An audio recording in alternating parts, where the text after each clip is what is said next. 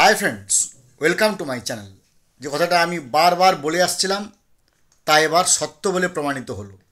নির্বাচন কমিশনার তার ওয়েবসাইট থেকে এবার শাস্তির খাঁড়া নামিয়ে নিয়ে এলো। আমি এর আগে অসংখ্যবার বলেছিলাম আমার ভিডিওর মধ্য দিয়ে যে দয়া করে কোনো ফলস, ফেক, ফ্যাব্রিকেটেড ইনফরমেশান তথ্য আপনারা দেবেন না।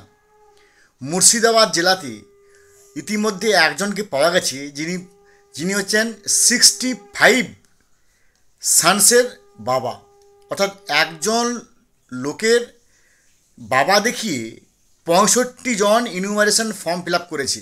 এই ধরনের একটা মুর্শিদাবাদে পাওয়া গেছে বলে মিডিয়া মারফত খবর। এবং তারপরে তো 2208টা বুথে কোনো মৃত নেই বা কোনো স্থানান্তরিত নেই, ডুপ্লিকেট নেই। এই রিপোর্ট বাড়ানোর পরে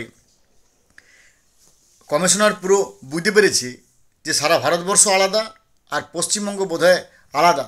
তাই একেবারে কঠোর তারা তাদের ওয়েবসাইট থেকে প্রকাশ করেছে যে ভারতীয় যে আছে সংহিতা, যাকে আমরা বলি BNSS, ভারতীয় ন্যায় সংহিতার 337 নম্বর ধারা এবার প্রয়োগ করা হবে।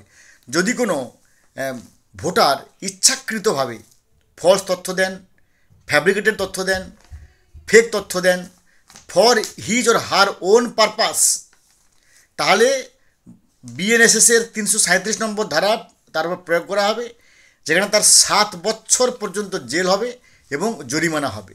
আমি এর আগেও বলেছি, এখনও বলছি, পরেও বলে যাব, সাধারণ মামলা থেকে রক্ষা পাওয়া যায়, কিন্তু নির্বাচন কমিশনারকে ভারতীয় সংবিধান অসীম পাওয়ার দিয়ে রেখেছে। পাওয়ার মানে সে মানে সাধারণ পাওয়ার নয়, অসীম ক্ষমতা দিয়ে রেখেছে। অর্থাৎ ভারতীয় সংবিধান কমিশনারকে অসীম ক্ষমতা দিয়ে রেখেছে। সেই অসীম ক্ষমতা যদি একবার কমিশনার প্রয়োগ করে তাহলে, এবং তার সেই যদি মানে এই FIR-টা যদি কমিশনারের এন্ড থেকে হয়, তাহলে 337 নম্বর ধারায় 7 বছর জেল শুধু সময়ের অপেক্ষা। কারণ ইতিমধ্যে 57 লক্ষ নাম আমাদের পশ্চিমবঙ্গ থেকে বাদ গেছে। এখনও পর্যন্ত ড্রাফট রোল বেরোয়নি। এখনও পর্যন্ত 57,01,000 নাম বাদ চলে গেছে। তার মধ্যে 24,08,000 মৃত, 11,27,000 অনুপস্থিত, 19,80,000 তাদের ঠিকানা বদল করেছেন, আর 1,34,000 ডুপ্লিকেট, এবং প্রায় 51,000 অন্যান্য মধ্যে পড়েছে।